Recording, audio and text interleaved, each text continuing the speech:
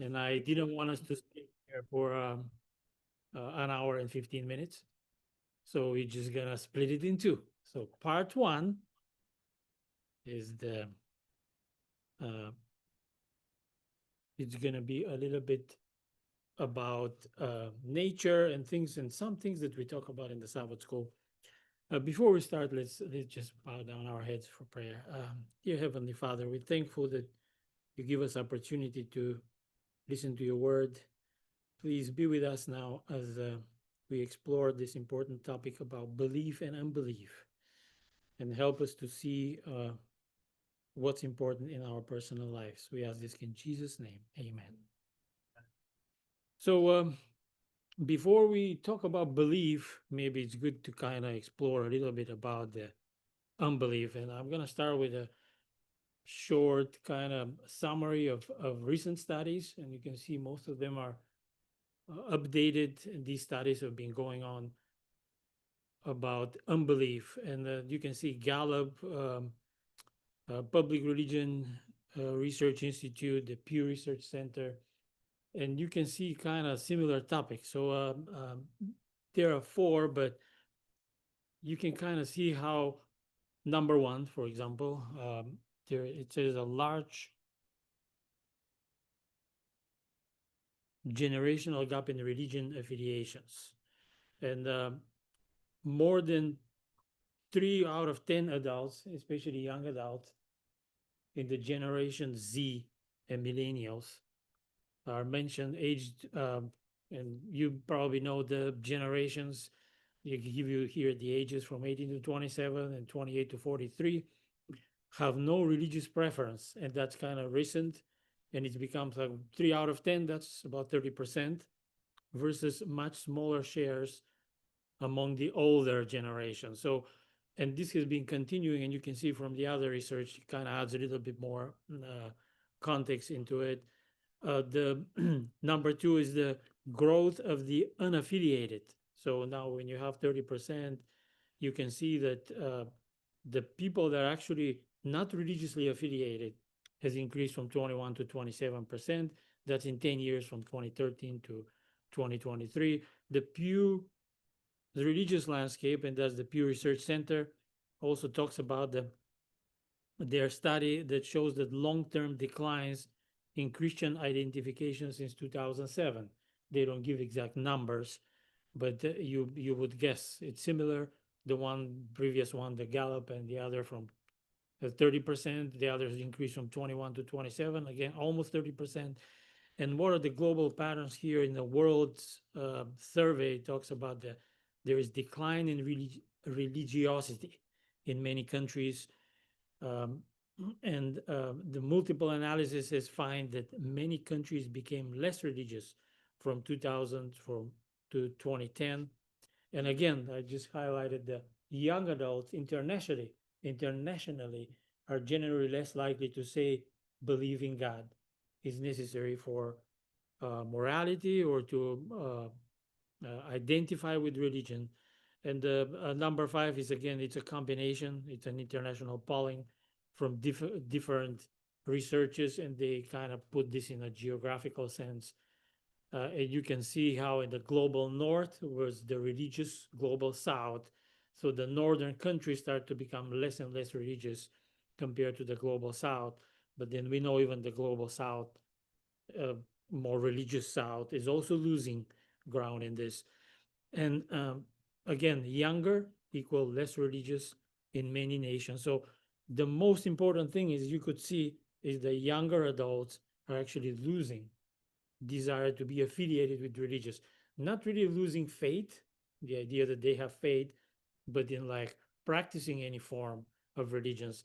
And if you look at it, someone explained it in a way that we have to, and you can see that even in Christianity today. I mean, it's happening even in our church.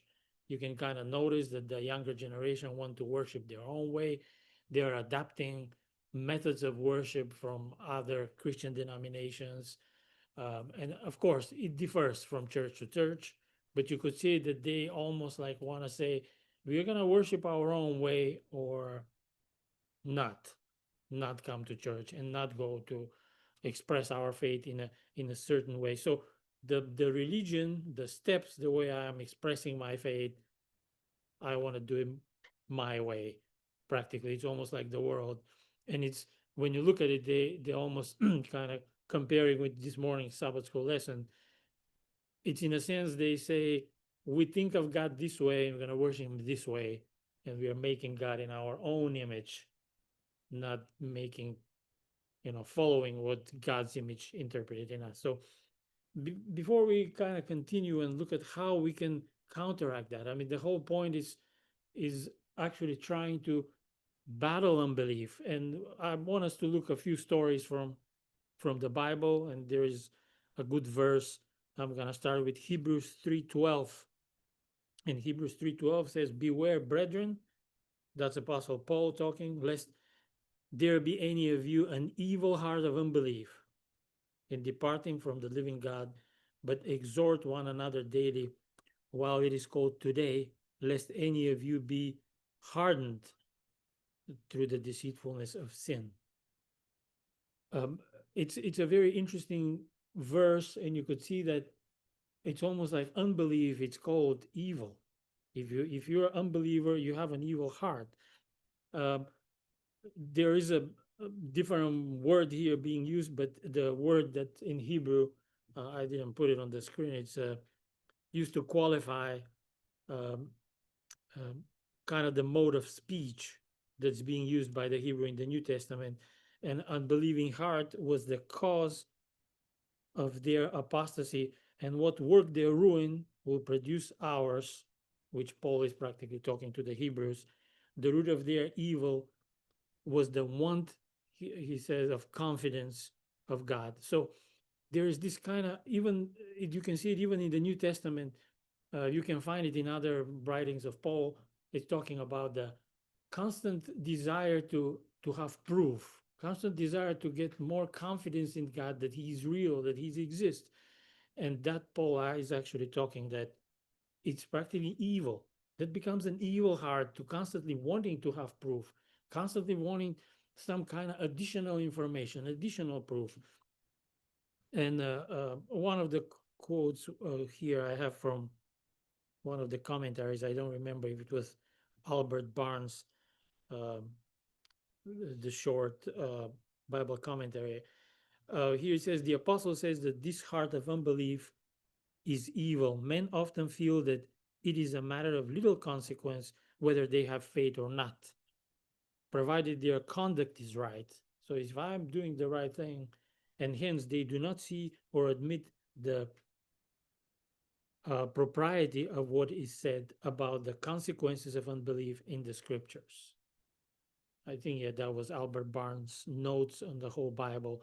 So you could see how it's not much important if you're doing the right things, if you're being religious, if you're doing the right steps, you're going to the church. But if you're constantly looking for proof, you're constantly searching to, and you're saying, but I refuse to believe, it's wrong. And you can see that in the time of Jesus in Matthew 13. Matthew 13 is probably the chapter with the most parables that Jesus taught.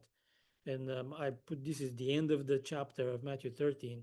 And this is when Jesus finished preaching. He was on the shore on a boat and said all these several parables, 6 or 7 parables in the whole chapter.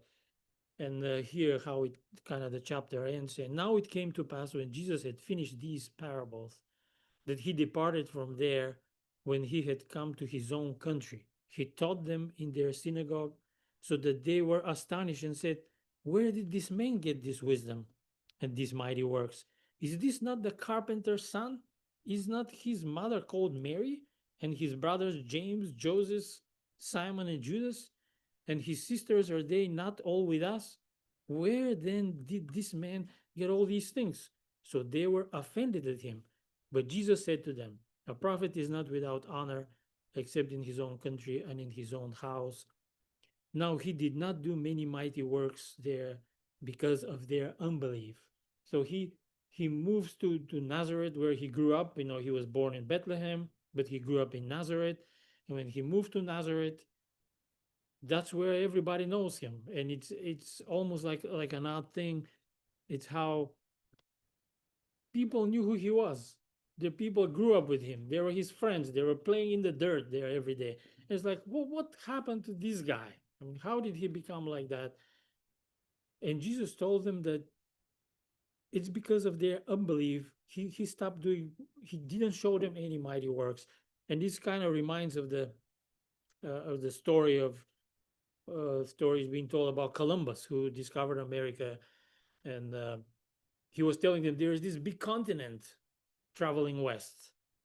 It's there, you know. It's we need to go, and people are the smart people say we study geography, we know what it is. There is nothing, you know. It's a vast ocean, and the story says that he couldn't actually get some of these scientific minds to come with him in one of the first voyages. He had to get people from the villages where he grew up in Genoa, and that's how he did his first voyages. It's almost exactly like that. People knew Jesus and they could not accept that he's actually the promised Messiah. Um, I don't know if I had another commentary here. No, but um, it's very interesting that it's very difficult to conquer the unbelief if it's already kind of harvested in the heart. And another story again with Jesus is with the scribes and the Pharisees. We know that they always have quarrel and they always didn't believe in him. This is Matthew 12:38 to 42. Then some of the scribes and Pharisees answered, saying, Teacher, we want to see a sign from you. But he answered and said to them, An evil and adulterous generation seeks after a sign, and no sign will be given to it except the sign of the prophet Jonah. And Jesus here explains what he actually means. For as Jonah was 3 days and 3 nights in the belly of the great fish, so will the Son of Man be 3 days and 3 nights in the heart of the earth. The men of Nineveh will rise up in the judgment with this generation and condemn it, because they repented at the preaching of Jonah. And indeed, a greater than Jonah is here. The queen of the south will rise up in the judgment with this generation and condemn it. For she came from the ends of the earth to hear the wisdom of Solomon. And indeed, a greater than Solomon is here. I mean, Jesus is practically explaining them what was their fault. He was telling them, it's almost, I'm not going to give you a sign, so you still not believe. And if you start searching through the Bible, you will see that every time Jesus gave any signs to the people, it's for the people that believed, even a little bit to strengthen their belief. But he's not going to give signs to people that did not believe. And the only signs he said, I'm going to give you is the Jonah, what happened, you know, the death, Jesus is going to die, be resurrected. That's going to be the only thing. And he's saying, he's practically condemning that whole generation. And he said they're not going to be saved because the people that listened to Jonah believed. And now Jesus is with them and they do not believe. So it's, I think here is the quote that I found, Matthew Henry, Bible commentary. It talks like, though Christ is always ready to hear and answer holy desires and prayers, yet those who ask amiss ask and have not. Signs were granted to those who desire them to confirm their faith, as Abraham and Gideon, but denied, uh, as Abraham and Gideon, but denied to those who demanded them to excuse their unbelief. The resurrection of Christ from the dead by his own power, called here the sign of the prophet Jonah, was the great proof of Christ being the Messiah. So it's almost like even when he dies and get resurrected, they're still not going to believe because they had these wicked hearts. And how can we kind of conquer this? And it's I understand that it's for me, especially when I was younger, I was always looking for this proof. Even though when I came to the church, I came with mostly with the prophecies of the Bible, but then started looking at the evidence, and I found that there is no excuse. I mean, practically, if you look at it, and that's why today we're just gonna look about nature and the universe, and we're not gonna go through creation and all these things. That's gonna take hours, probably. We're just gonna pinpoint a few things that kind of gives you, from the Bible and perspective also, no excuse. I mean, really, the Bible talks about it, and it's almost, to me, it's like unbelief becomes a choice, and then people that continue to do that and continue to ask for more proof, it's not going to be given to them, logically or physically, or miracles or anything. God's not going to do it for them because they just don't hold to the little that's actually obvious and visible. And that's what we're going to explore today. Maybe another time we're going to do the second part. um, but this, I'm sure, is going to be interesting, and maybe just a kind of review for you what we know from the Bible. Psalm 19:1, it says, "The heavens declare the glory of God, the firmament shows his handiwork." Familiar verse. And the other one is Romans 1:20. I think we even had it this morning in the lesson. "For since the creation of the world, his invisible attributes are clearly seen, being understood by the things that are made, even his eternal power and Godhead, so that they are without excuse." And when you look at this, it's just one verse, but it has a lot in it. You could see how uh, Paul is practically telling us, and the proof of Romans 1:20 is actually Psalm 19:1. I mean, you can see it's practically what it says is that that's what has been created. It's already a proof on its own. You don't need to be searching for the invisible and to ask how. And when you look at even the creationists, not the creationists, the evolutionists, the Big Bang theories, they're holding it to something existing out of nothing, but they cannot believe that order seen in the universe cannot be created from something invisible. So the whole idea is that something is not visible doesn't mean that it's not there. The Almost like the cause and effect issue, the effect shows that there is a cause, and you cannot deny it. You cannot deny that there is no cause if you when you're looking at the effect. And this is really what the verses are saying. And of course, there is more in Romans 1 that talks deeper into it. But Romans 2:14 and 15. Uh, Again, we kind of move into, I wanted to go through some from the bigger to the smaller in the natural world and the things that we know. And some things are kind of innately understood, and some things are visible. And now with science, later on, we start to see, when we start to have more technology and be able to dig into the cell and the human body, we actually get more and more proof that people didn't know before. But if the Bible talks about it, they didn't have the science and technology. You can use Romans 1:20, you can use Psalm 19:1, you can use Romans 2:14 and 15. And what Romans 2:14 and 15 says, "For when Gentiles who do not have the law by nature do the things in the law, these, although not having the law, are a law to themselves, who show the works of the law written in their hearts, their consequence also bearing witness, and between themselves their thoughts accusing or else excusing them." And now I know Paul is like to kind of go back and forward, and kind of flip the sentences and things. But what initially it says that it's practically God's law is written in your heart, and people innately know what is good and what is bad. I mean, I don't know if you've seen a baby. Many of you have had babies, and if you go and grab like we call it, steal a candy from a baby, you will see what happens. Do you think the baby is so happy? I mean, I have got to see that baby. Most of the time, is like,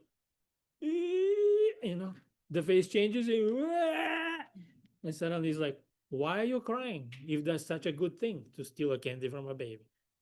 And children, even from our early age, they have a problem. I mean, I had a problem when I was little with things that are wrong. It's like the people that lie, people that will cheat you. And it's like, and if you go to a little child, you don't need to teach them the Ten Commandments.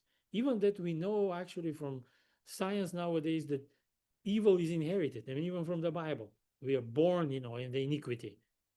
Even if we are born in the iniquity, we still know, again from the Bible, it says that in the beginning, the curse, I'll put the enmity.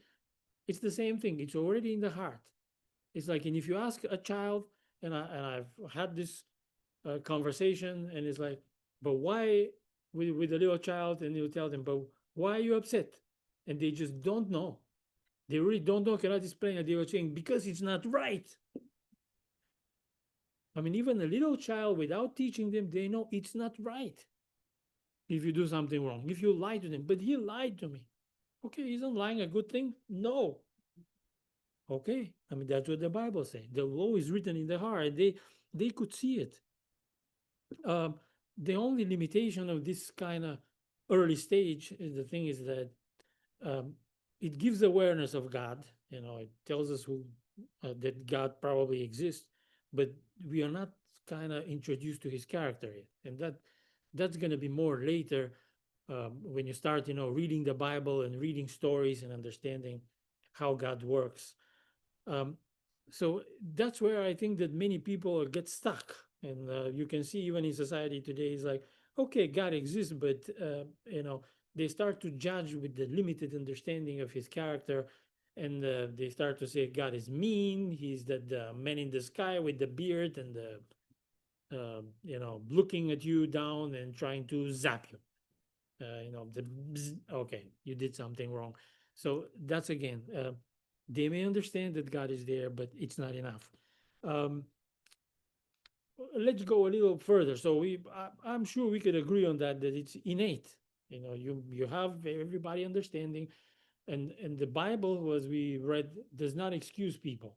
So people will be probably saved. Some people on the basis of that they are innately built and understand what is right and wrong, even if they never hear anything about Jesus coming on earth, who's that guy, who is God in the sky, just by understanding right or wrong and following that. So, a second kind of proof, and that can kind of help us battle this unbelief, is the fine tuning of the universe. We know the laws of physics are just right. We're not going to stop and go into too many details, but for example, we know gravity, the strong and weak nuclear forces, the electromagnetism, they're very finely balanced. We know from the atoms and the molecules, if these laws do not exist, they're just going to fall apart. And they have tested, especially nowadays, and even before in the older times, of course, they probably didn't understand the atom yet in the 19th, 20th century,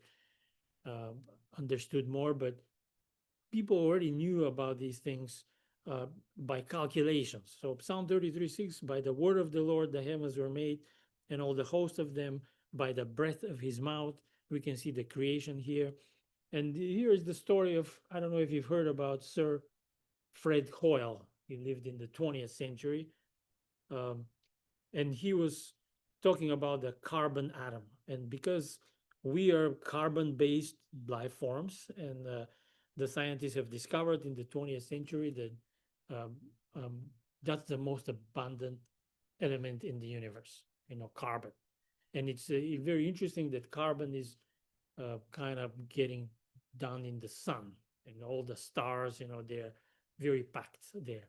So what Sir Fred Hoyle discovered is that he, by calculations and learning, it says the common sense interpretation of the fact suggests that a super intellect has monkeyed with physics, as well as with chemistry and biology, and that there are no blind forces worth speaking about in nature.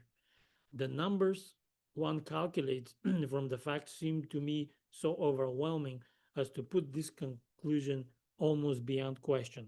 So what his discovery was that he made prediction in the 1953 that there must exist an excited, which in physics called resonant energy level of the carbon-12 nucleus, and that's they give it at 7.65 mega electron volts.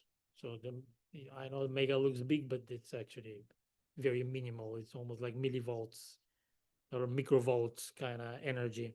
It's a very small amount, but what they discovered is very precise. This was necessary for uh, the three helium nuclei, which the carbon atom is uh, uh, built of, to kind of collide and for the carbon to happen at high enough rates to produce enough carbon for life without this resonance being that 7.65. It's almost like we know the pH of the human body. If it's too high, if it's too low, acidity in the blood causes harm and all the other things, the body controls it. This is similar. So when the scientists start discovering these things, they see, well, but why is it so precise? Why can't it be 7.66? Well, it can't. It's not going to be carbon anymore.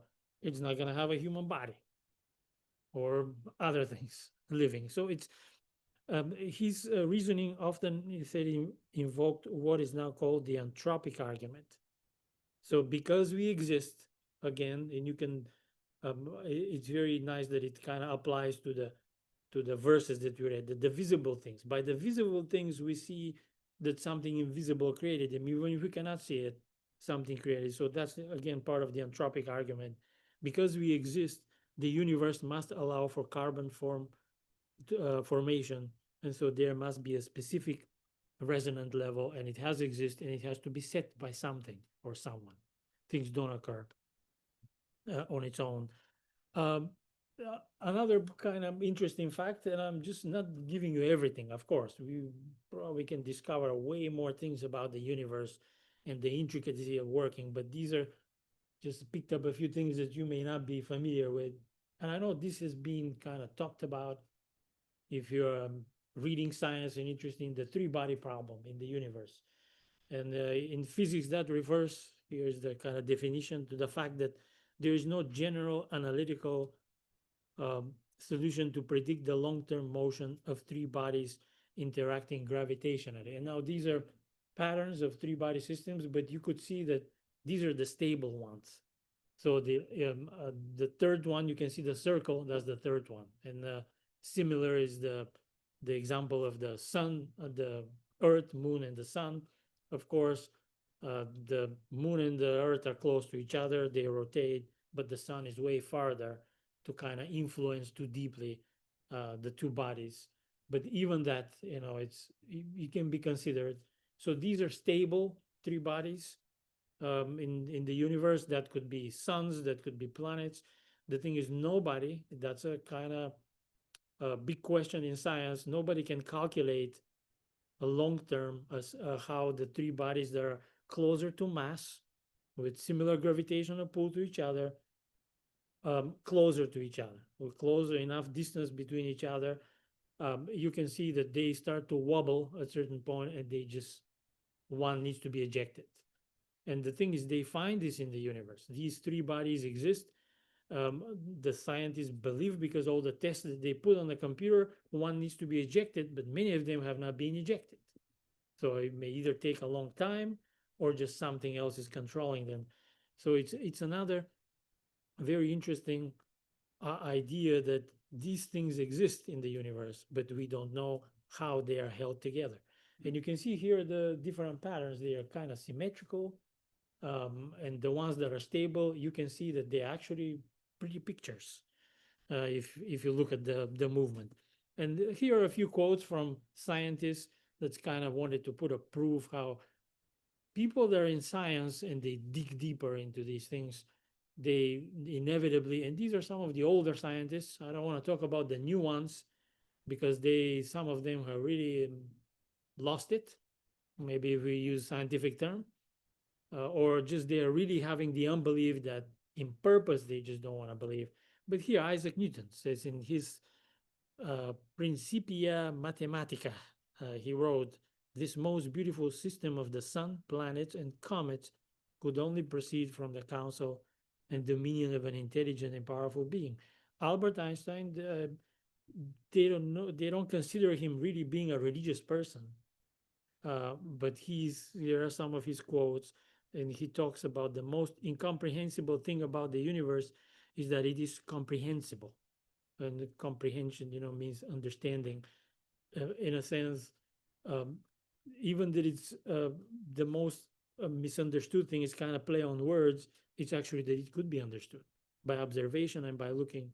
You will see the details how it's the universe works. And the 1936 letter that's kind of more talks about the superior intellect. Everyone who is seriously involved in the pursuit of science becomes convinced that a spirit is manifest in the laws of the universe, a spirit vastly superior to that of man, and one uh, in the face of which we must feel humble.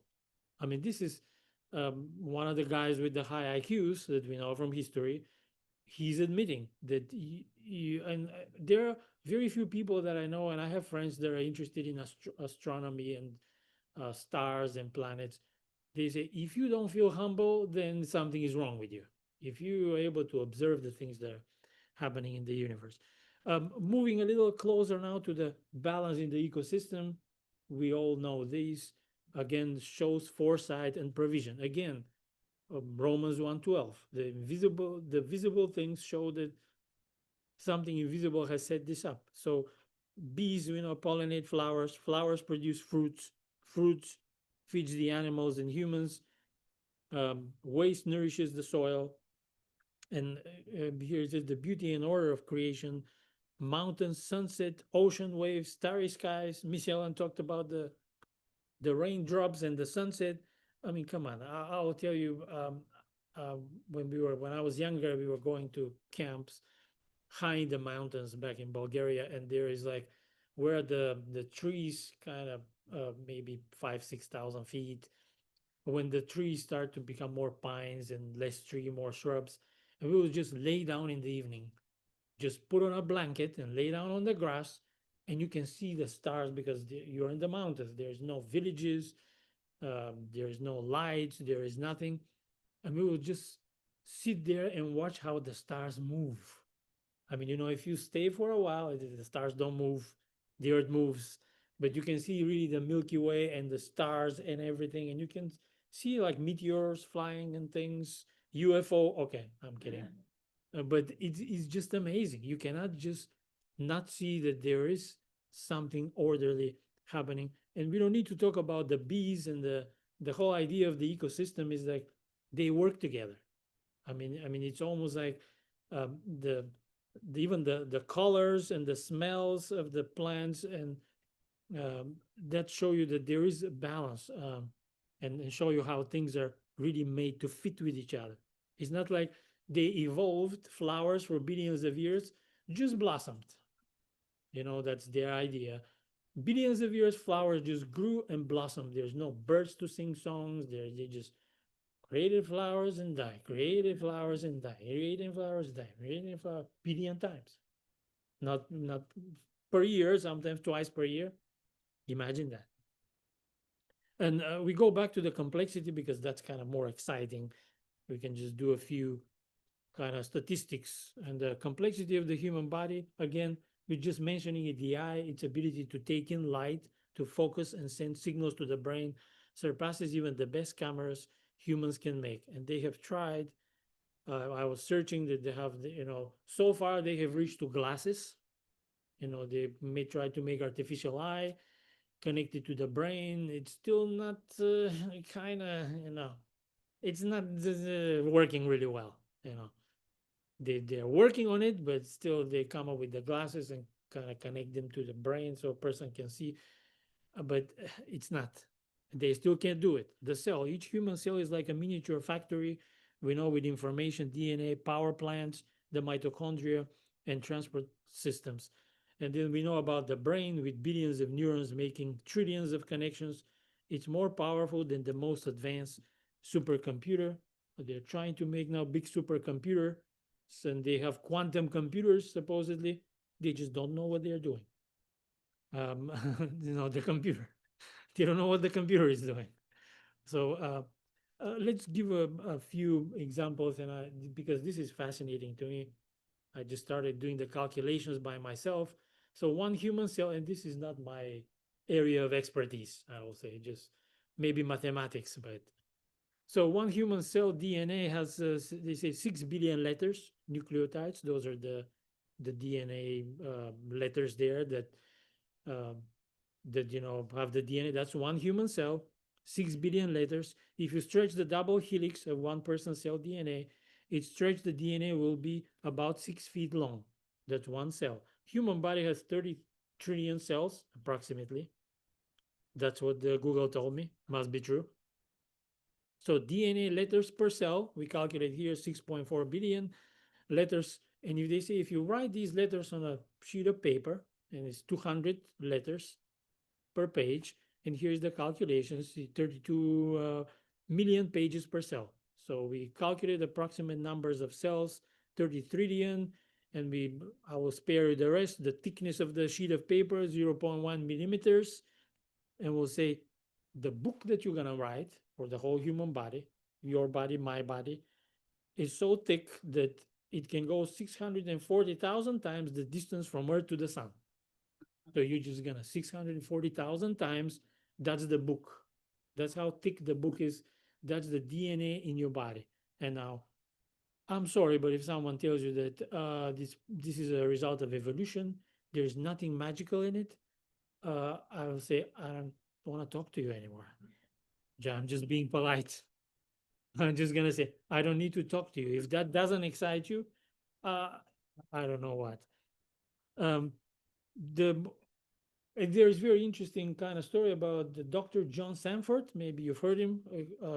The guy that's kind of quoted with being converted from being a evolutionist scientist, hardcore, the guy that studied DNA mutations, becoming a believer. And he's the book that he wrote, Genetic Entropy and the Mystery of the Genome, published in 2005. And Dr. Sanford concludes that this continual, irreversible accumulation of mutations is not fixable by natural processes, DNA repair, selection, etc. From this, he reasoned that the genome could not have been building itself for millions of years. Instead, he points to designed creation that is running down since the fall in biblical terms. So how did he come back to this? So he found that in every next generation, and biblically it's about 40 years, he's using similar timeline.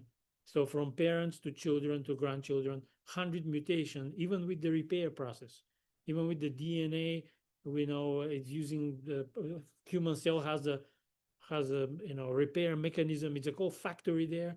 There's still 100 mutations left that are not irreparable.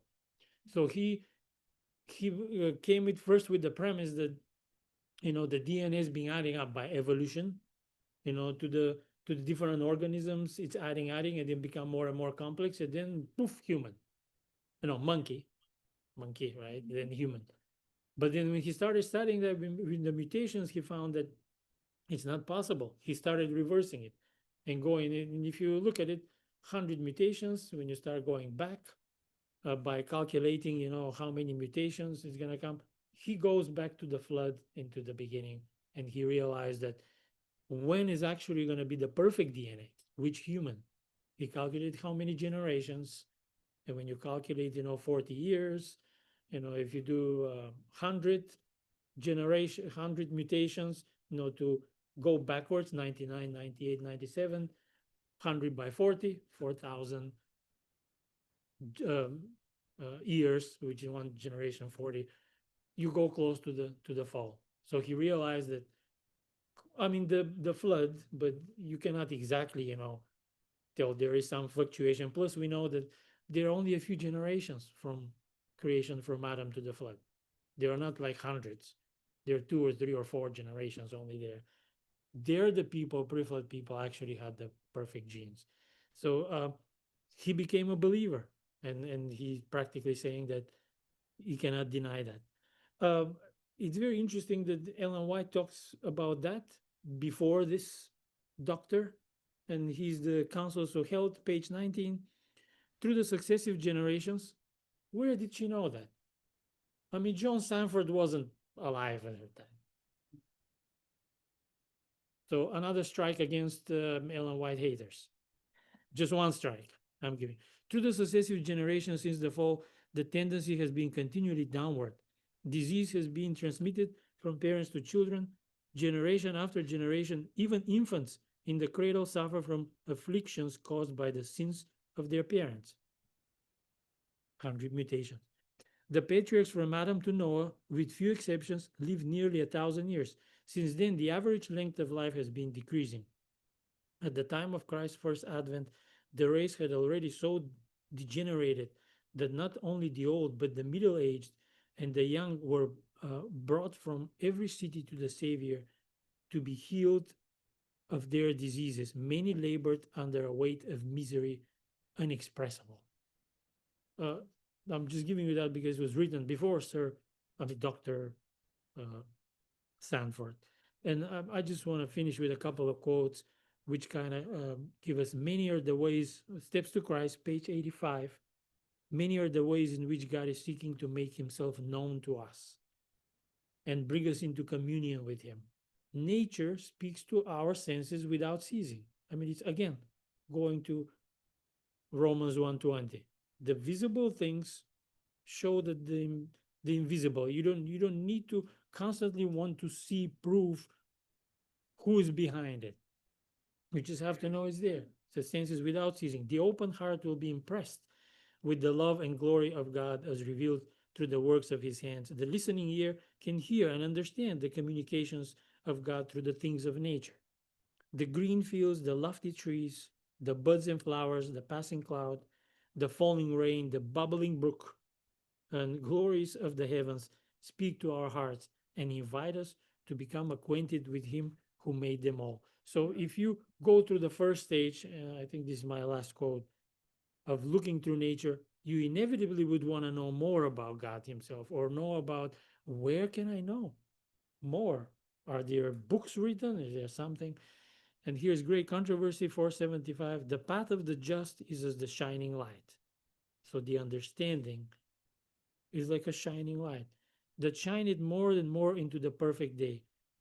Proverbs 4:18. Every step of faith and obedience brings the soul into closer connection with the light of the world, in whom we aware there is no darkness at all. The bright beams of the Son of Righteousness shine upon the servants of God, and they are to reflect his rays. As the stars tell us that there is a great light in heaven with whose glory they are made bright. So Christians are to make it manifest that there is a God in the throne of the universe whose character is worthy of praise and imitation. The graces of his spirit, the purity and holiness of his character will be manifest in his witnesses. So next time we're gonna kind of explore a little bit more about that. How is actually God is trying to reach us in a different way and actually give us an understanding of his character, what this says, and how maybe we can replicate his character in our life. That's why we are over time, 1 minute over. So we have a closing song. Amen. I thought it was 12:30.